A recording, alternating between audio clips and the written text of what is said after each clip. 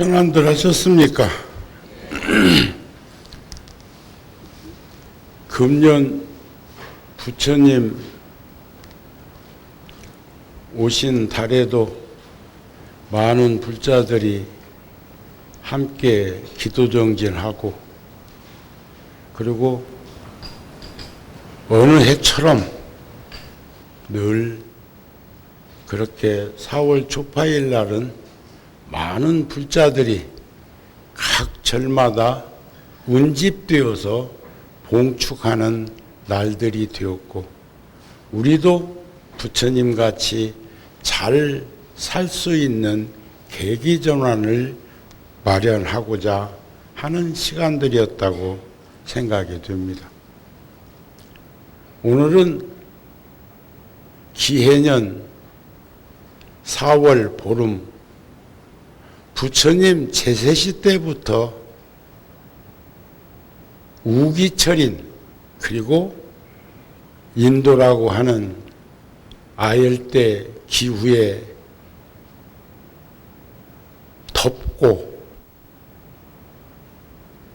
비가 많이 오는 계절에 승가 공동체는 3개월 동안 흩어져 있던 대중들도 모두 모여서 함께 정진하는 결제일로 정해져서 7월 백중까지 3개월을 그렇게 시간을 가졌던 게 북방불교로 오면서 여름만큼 또 힘들고 어려운 계절이 추운 겨울이라 겨울 동안 것까지 마련해가지고 전법의 길을 걷고 운수 행각을 하던 대중들이 모여서 결제기간으로 잡은 날이기도 합니다.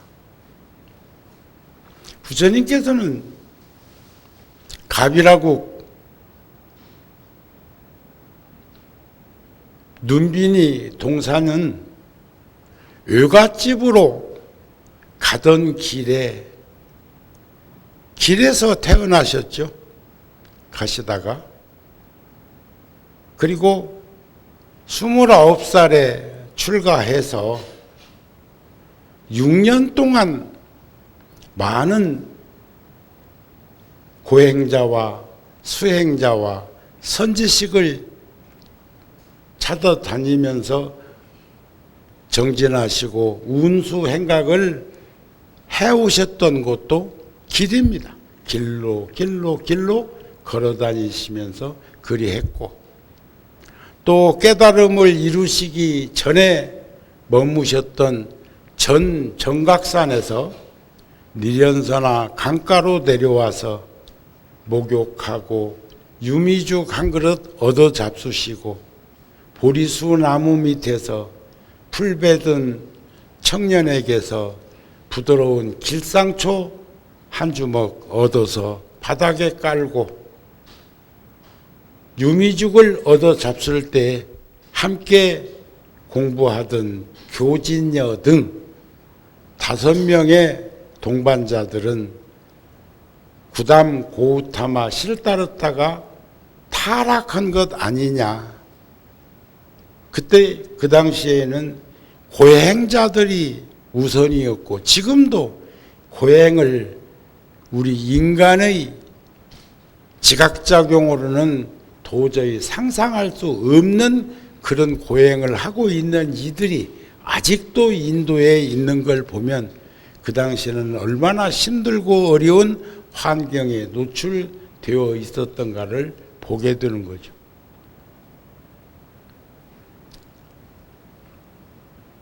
금강자에 앉으셔서 그 비접상골된 몸, 제가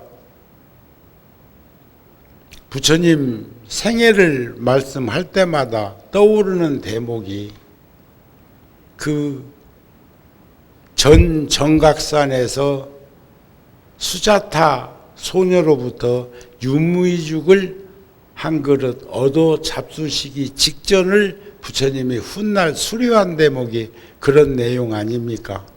얼굴을 만지면 덜 익은 오이 쥐어 뜯어서 그늘에다 말려놓은 것 같고, 머리를 만지면 팥불이 뽑히듯 하고, 배를 만지면 등살이 잡히는 그런 피접상골된 모습으로는 깨진 그릇이 되어버리면 아무리 좋은 보물이라도 담을 수 없다고 하는 사실이 본성의 그 마음자리를 닦는 그 부분에 대한 사고 전환이었다고 보여집니다.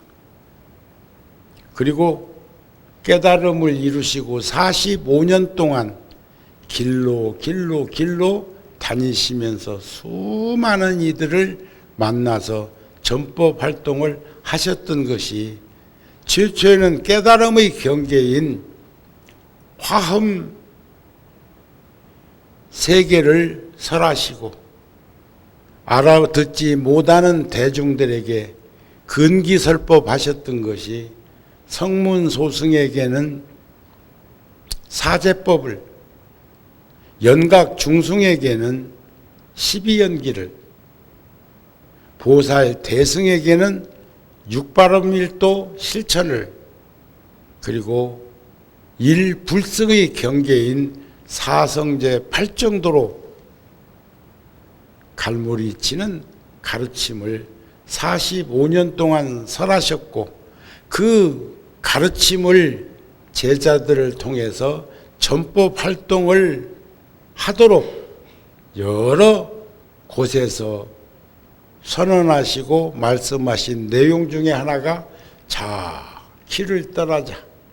처음도 좋고 중간도 좋고 끝도 좋으니 조리 있는 말로 알아들을 수 있도록 살아자. 갔던 길로 되돌아오지 말고 두 사람이 함께 가지도 말자. 모든 이의 이익과 안락과 행복을 위해서 길을 떠나자. 나도 우르벨라 병장촌에 가서 법을 설하리라. 전도선언이죠. 그랬던 부처님께서 우기철이기도 하고 지금 40도, 45도 그런 일기 불순한 여름에 대중들이 또 운집에서 함께 공부할 수 있는, 그리고 전법의 길을 떠났던 그 길에서 보고 느낀 것을 서로 동사섭하면서 발전해 갈 수 있도록 하실 때에 화엄경 10행품에도 이런 말씀으로 수료를 하셨습니다. 중생들은 나의 복밭이고 중생들은 나의 선지식이다. 내가 찾아 나서지도 않고 청하지도 않았는데 몸소 찾아와서 나를 바른 법에 들게 한다. 나는 이와 같이 배우고 닦아서 한 중생의 마음도 어기지 않으리라. 제가 일산 열애사를 땅을 마련하게 된 계기는 91년도 신도시 개발할 때 종교용지를 종단에서 권해서 구룡사에서 그것을 매달, 그때가 화엄경 살림법표 백고자 91년, 92년, 93년 할 때인데, 그렇게 해놓고 여의치 못해가지고 97년까지 96년까지 진행하지 못하고 있을 때 토지개발공사에서 그렇게 방치하면 그 땅을 도로 환수해 가겠다는 말을 해서 그 땅을 우리 구룡사 통도사라고 하는 근거 외에는 아무것도 없을 때 88년도에 87년도에 우리가 부처님 금난가사 친견법회 하면서 여러분들과 인연을 맺기 시작했고 만불전을 발언하고 불사를 하고자 할 때 모인 불사금은 없었죠. 그때 건영이라는 회사에서 골조라도 그러면 해드리겠습니다 했는데 불사금이 만불전이 2년 만에 동참되는 머리에 그 불사금을 모아서 회사에다가 주고 이 법당을 이룩하게 되었는데 그 인연으로 그 땅이 비어 있으니까 거기에다가 뭐 자기들이 좀 사용을 하겠다고 해 빌려줬는데 나갈 생각을 않고 나도 형편도 어렵고 그래서 그냥 방치하고 있었는데 결국 그게 빌미가 되어서 97년도 초에 기공식을 하고 불사를 하게 되었으니까 22년 되었습니다. 열애사가 벌써 구룡사가 35년 이번 달 초하루면 앞으로 보름 후에 초하루면 제가 구룡사 소임을 맡았던 지 만 35년 되는 날이에요. 시간이라는 것은 참 유수와 같아. 그래서 그곳에 그래도 4월 초파일 일생에 한 번이라도 가서 인연을 맺자 싶고 또 4월 초파일에 불자들이 많이 온다, 운집된다는 말은 듣지만 그 화면으로 보는 것 가지고는 눈으로 직접 느끼는 것만 못하잖아요. 그래서 제가 이번 4월 초파일은 마침 초하루가 첫 번째 일요일 날 이어서 두 번째 주 일요일 날이 초파일이라 그곳에 가서 불자들을 만났는데 무척 반가워하고 기뻐하고 좋아하대요.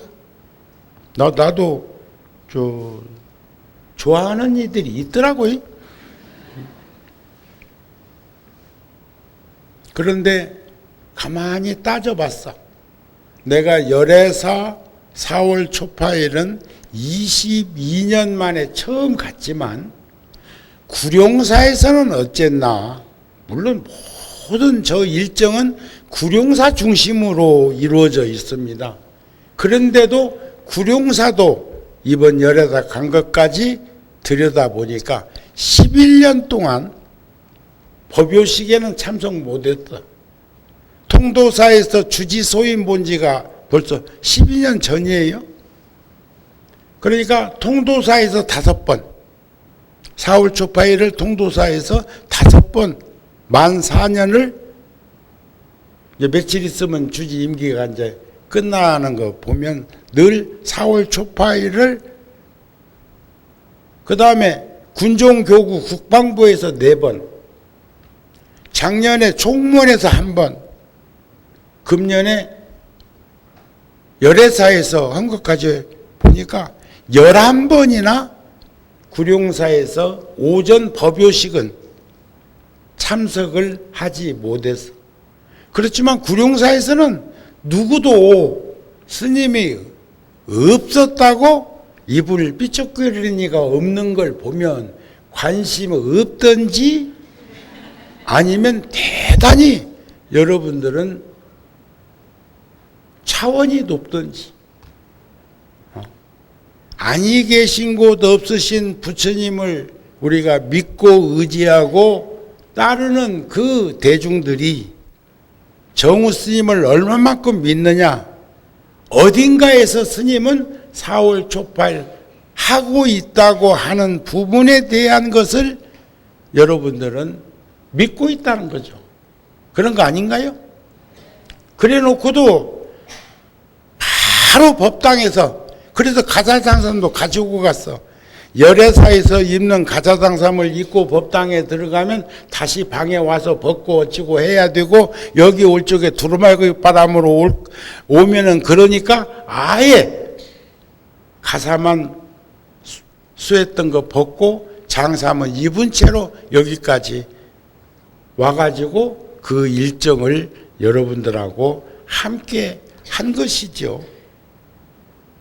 그런 것들을 통해서 우리들은 비추어 봐야 할 것이 있지 않을까 싶은 마음인데, 십행품에 그리고 나는 이렇게 발언하였다.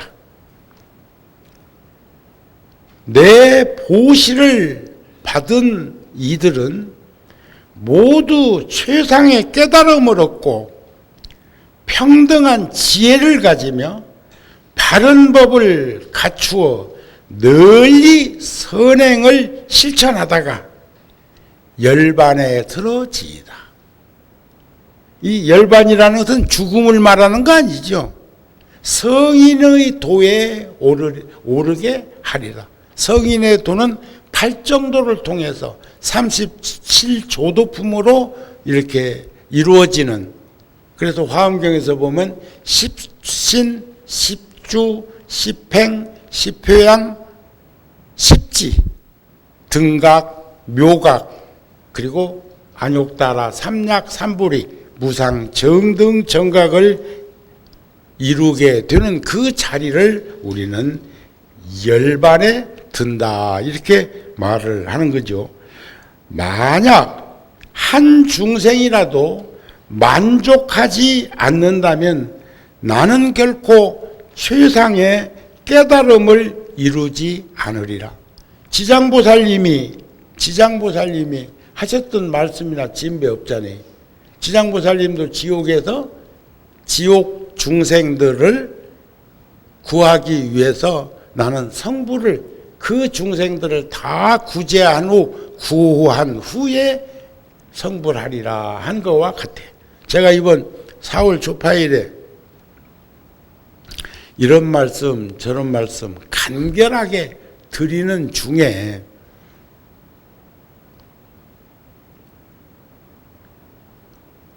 열애사 주지스님이 법당 들어와가지고 제가 오늘은 향을, 그 생각이 나서 오늘은 향을 하나 꼽았습니다.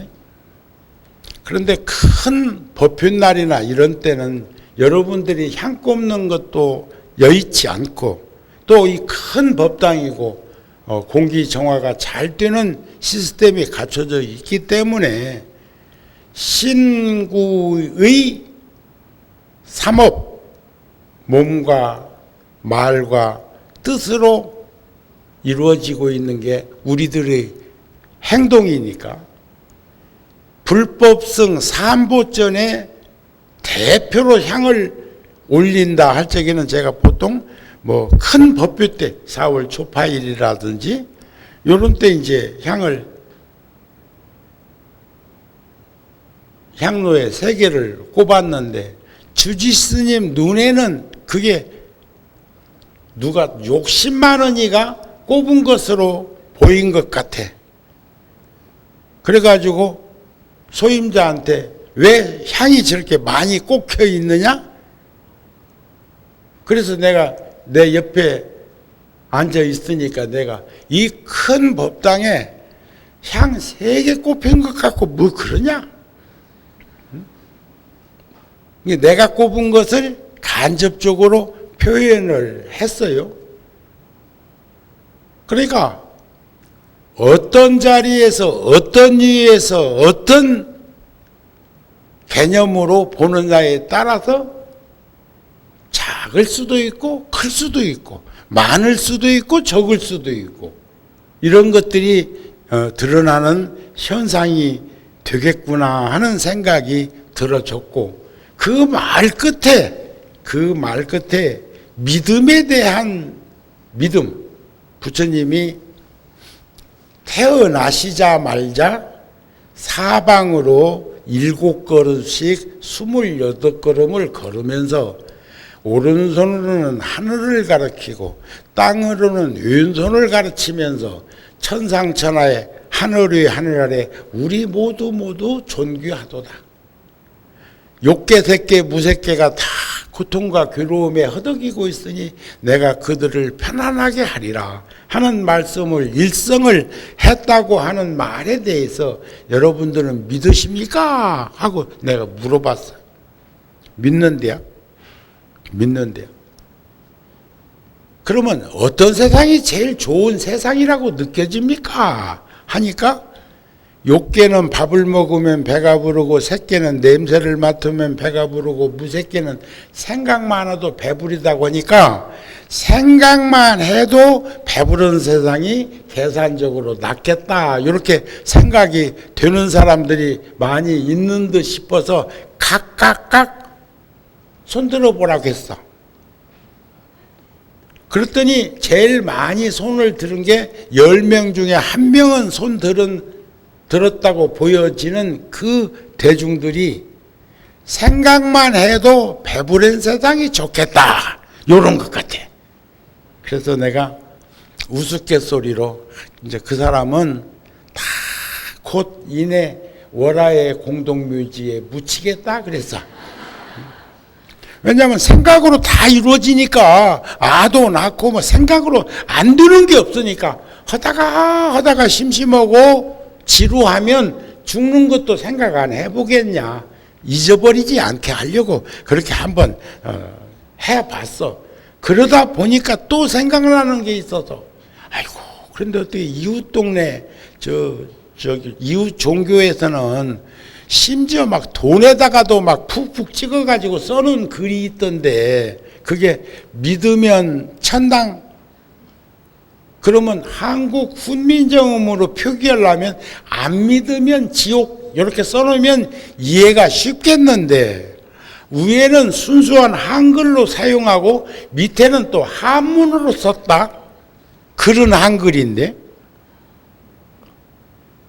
근데 그걸 본 이들이 많은 것 같아. 그 스탬프 같은 걸로 해갖고 쿡쿡 찍어놨으니까. 난 돈에서도 봤어. 나도 돈 얼마나 많이 씌어봤겠소. 응? 구룡사에서 30여 년을 소임을 보고 했으니까 돈 많이 안 씌어봤겠어. 그걸 다 씌어본 건 아니지만 사무실에서 가져온 것 중에서 이제 조금씩 남은 것은 모아놨다가 또 100만 원을 만들어서 이렇게 은행에 갈 수 있도록 하는 그런 것을 한동안 했으니까 거기서 보다 보면 그런 게 이제 있었으니까 봉사자나 사무실 직원들은 불전함에 놓여 있는 그 불전을 이렇게 모아가지고 헤아리다 보면 거기서는 더 많이 발견됐을 것이고 일부러 그것을 또 맨 앞장에다가 그 전에 누가 이렇게 같이 묶어놨길래 내 눈에 띄어서 본 적도 있었단 말이에요. 그래서 그게 무슨 뜻일까? 안 믿으면 불신자, 아니 불자, 믿을 진짜 믿지 않으면 간다고 하면 다행이겠는데 아무리 봐도 꼼수가 그 말이 아닌 것 같다고 하면서 우리가 한번 상기시켜 봤는데 불교에서는 뭐라고 합니까? 착하게 살면 천당 가고 올바르게 살면 극락 간다. 착하다는 것은 뭐예요? 악하지 않다는 거예요. 착한 것은 밝다는 건 뭐예요? 어둡지 않다는 것인 것처럼 불교에는 참 합리적이고 상식적이고 보편적인 언어 구성이 많습니다. 올바르다는 것은 그냥 착하게 마음만 가지고 이루어지는 게 아니라 착한 행동으로 이루어져야 된다. 그런 말씀이 아니겠습니까? 그래서 우리들은 모든 이들은 서로가 서로에게 복바시고 복전이고 시주를 하든 보시를 하든 공양을 하든 다 그런 것들이 그렇게 이제 드러나는 생각들을 모아봤으면 좋겠다는 마음을 전합니다. 우리가 생각하는 것들은 얻기는 쉬우나 지키기 어려운 것들이 참 많대요. 생각하기는 쉬우나 그것을 지니고 행동으로 실천하기는 쉽지 않은 일들이 많대요. 세상에는 출세하지 않아도 참 자유인이 될 수는 있지만 참 자유인이 되지 못하고는 절대로 위대한 삶, 성공하는 삶, 행복한 인생을 살 수가 없다는 거죠. 우리는 자유로워져야 됩니다. 제가 초하루 날 말씀드릴 때 내려놓자는 제안을 했었습니다. 이제 그만 이쯤에서 내려놓고 삽시다. 내려놓으면 자유로운데 왜 그렇게 붙들고 있다가 붙들려 있는지 모르겠다. 우리 살면서 느끼는 거죠? 붙들려 있는 일 많지요? 없어요? 많아. 그런데 불행한 것은 그런 자기 자신의 현실을 전혀 알지 못하고 느끼지 못하고 있다는 거예요. 그것이 당연한 것으로 귀결점으로 보고 있다는 거예요. 그것이 응당히 내가 해야 할 소임처럼 생각하고 있는 일들이 많다는 거예요. 저는 오늘 보시에 대한 것, 시주에 대한 것, 공양에 대한 것, 선행에 대한 것, 이런 것들을 응용해서 비추어 보면 우리는 그런 일을 했다고 해서 교만한 마음을 내거나 상대로 하여금 반드시 은혜 갚기를 바라서는 안 된다. 보시라는 것은 주어야 될 사람에게 주고, 보시라는 것은 필요로 한 사람에게 주고, 보시라고 하는 것은 그렇게 구성되어 있지만 보시 바라밀이라고 하는 것은 달라고 해서 주는 것은 바라밀이 아니라는 가르침이 있습니다. 그 무엇인가 선행을 할 적에는 자신을 돌아보지 말아야 하고 받을 사람을 가려서도 안 된다. 이게 참 어렵다고요. 이게. 제가 먼 일 하고 나서 여러분들한테 또 먼 일을 하려고 여러분들한테 말씀할 때 했던 내용 하나가 있어. 가슴으로 받아들이고 결정할 것이냐, 머리로 받아들이고 결정할 것이냐가 현격한 차이가 있어. 그 말씀을 저는 달라이 라마 말씀으로 빗대서 공감하기 때문에 한다면 그 스님께서도 그런 말씀을 하셨어요. 가슴으로 받아들이고 결정했으면 좋았을 걸. 생각으로 받아들이고 결정하려고 하다가 낭패 본 일이 많다. 쫄밋 하다가 떠나버린 일이 많아. 그러기만 한 게 아니죠. 내가 그걸 못하는 게 아니라 그 당체가 또 그 일을 하지 못하는 환경으로 바뀔 수도 있는 일들이 많단 말이에요. 없으면 1000번 만번 생각을 해도 실천할 수는 없지만 있다고 그 일을 꼭 한다고 하는 보장이 없어. 왜냐하면 지혜로운 변별력이 부족하기 때문에 그런 것이 아닐까. 그래서 열반경에도 보면 그가 이제 삼륜이 청정해야 그게 시참보시라고는 합디다. 받는 자와 주는 물건과 주는 자가 청정하게 맑고 깨끗한 그런 혼이 깃든 물건이고 행동이었을 때 청정하다 얘기를 하는데 대승경전에 올라가면 그것도 논하지 말라는 거예요. 그것도 저 사람이 잘 사는 사람인가 못 사는 사람인가 따지지 말고 또 저 사람이 좋은 사람인가 나쁜 사람인가 그것도 따지지 말고 만일 그 그것을 받은 사람의 그 결과를 까락까락 따진다면 끝내 우리는 선행을 실천하지 못할 것이다. 보시하지 않으면, 시주하지 않으면, 공양 올리지 않으면, 벌써 우리 오늘 결제인데 주지스님이 얼마나 그 결제 때마다 이곳저곳 공부하고 있는 많은 인연 있는 스님들께, 그리고 여러분들 그건 아셔야 돼요.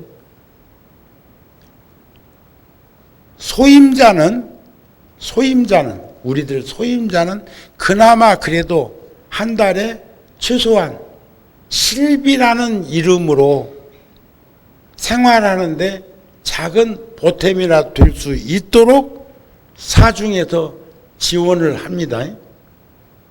그런데 결제 산중에서 공부를 한다든지 강당에서 공부를 한다든지 하는 스님들은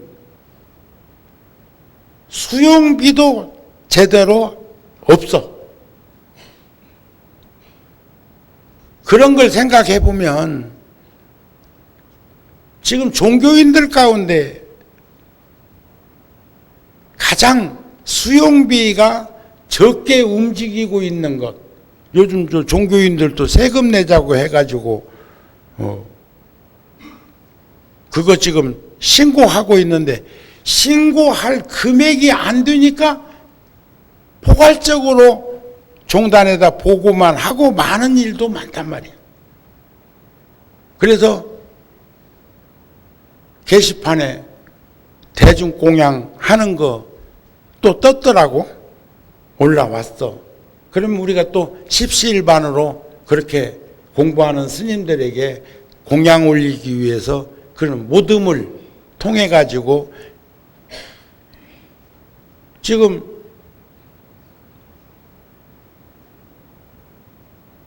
전국의 선방에서 공식적으로 대중이 모여서 공부하는 선방 스님들이 2,300명,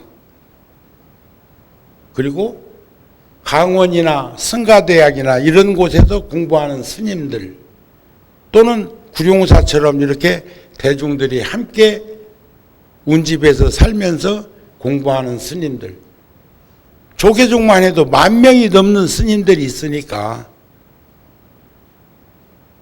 대소 차이는 있겠지만은 많은 그런 인연들을 필요로 하는 사회에 우리가 함께하고 있는 것이라고 생각이 되어집니다. 그런데 그런 것들을 할 때마다 까락까락 따진다면 절대로 그런 일은, 좋은 일은, 선행은 그게 보시가 됐든 시주가 됐든 공양이 됐든 하지 못하고 말 것이다 그랬어요. 그런 일을 하지 않으면 바람일이라고 할 수도 없고 그 바람일다를 갖출 수가 없으면 우리는 결국 바른 깨달음을 이룰 수도 없다는 것에 대한 믿음을 우리는 잃어버리지 않았으면 좋겠다는 가르침입니다. 보시를 할 때에는 평등한 자비심으로 대중을 생각할 때는 어쩌면 친자식을 생각하듯, 병든 사람을 보면 부모가 병든 자식을 대하듯 가엾이 여기고 보살펴주고 또 기쁘고 즐거워하는 행복한 이들을 보면 아픈 자식이 쾌차한 것을 보듯 기뻐하고, 보시한 다음에는 장성한 자식이 스스로 살아가는 것을 보고 마음을 내려놓듯이 한다. 참 자식들 잘 키워가지고 그리고 누구 근심이나 걱정 끼치지 않고 앞길을 스스로 개척해 나아가는 이들이 우리 한 패밀리 안에 있다면 그건 복된 가정이라고 생각을 하는데, 어떤 집은 그렇게 근검전략 검소하게 살면서 뼈저리게 일해가지고 뼈 빠지게 일해가지고 그 모아놓은 것을 꽃감 빼먹듯이 쏙쏙 평생을 그렇게 부모에게 의탁해가지고 사는 사람들도 있는 것 같습니다. 그를 한량이라고 그러든가 백수라고 그러든가 뭐. 근데 내가 살아보니까 받는 건 기쁨이야. 주는 건 즐거움이야. 근데 아직까지도 나는 여러분들이 있어서 가능했겠지만 나에게 뭘 갖다 주는 이보다 내가 줄 수 있는 인연의 터전에 내가 놓여 있기를 바랍니다. 요즘은 스님 제자들도 스승의 날이라고 어제 아래 와가지고 주지 스님부터 이렇게 봉투 하나씩 주고 갔는데, 나는 그것을 또 잘 아우러 가지고 이번에 통도사, 어제 아래 통도사 갔다 왔거든요. 통도사 갈 때 가서 주지 스님한테 제가 100만 원 드리면서 그동안 4년 동안 주지 소임 보느라고 얼마나 애쓰셨냐고, 종무소에서 함께 했던 스님들이나 직원들 공양이라도 한번 하실 수 있었으면 좋겠다고 하니까 그것을 기쁜 마음으로 그것을 받으시더라고. 그런데 그것은 꼭 그렇게 전하겠다고. 그런 일들을 통해서 우리들은 서로 성숙해 가고 성장해 가는 것이 아닐까 싶은 마음이 듭니다. 보살이 자비스러운 마음으로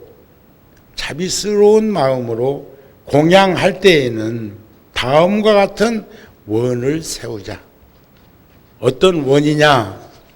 내가 지금 보시하는 것은 모든 이들과 함께 하는 것이니 이 인연으로 그들이 모두 큰 지혜의 음식을 얻었지. 여기서 음식이라는 것도 꼭 먹는 것만 말하는 것이 아닙니다.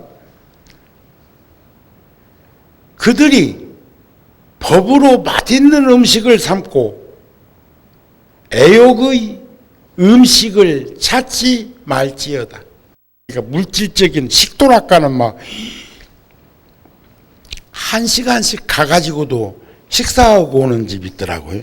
뭐 맛집이라고 해갖고 찾아다니고 막. 그리고 또 요즘은 왜 그렇게 그 방송이 많은 데다 대고 방송마다 먹는 프로가 그렇게 많아요. 먹으려고 태어났나? 에? 아이고. 응? 모든 이들이 지혜를 완성해서 걸림없는 선업을 성취해지기를 발언하고, 모든 이들이 본성의 이치를 깨달아서 허공과 같이 걸림이 없는 몸과 마음의 자유로움을 얻게 하여지이다.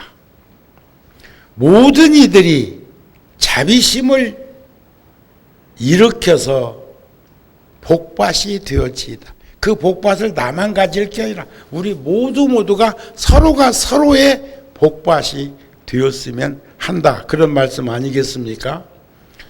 불보살은 자비심이 근본이요. 보살이 자비심을 기르면 한량이 없는 선행을 할 수가 있어요. 그게 올바름이에요. 선행이 올바름이요. 누가 무엇이 선행의 근본이라고 묻거들랑 자비심이라고 말하라. 자비심은 진실에서 헛되지 않고 선한 일은 진실한 생각으로부터 일어나는 것이다. 그러므로 진실한 생각이란 자비심이며 자비심이 곧 부처님이다. 이런 가르침에 대해서 우리는 충분히 함께 인식에 가서 살 수 있도록 하고, 우리가 늘 서로가 탁마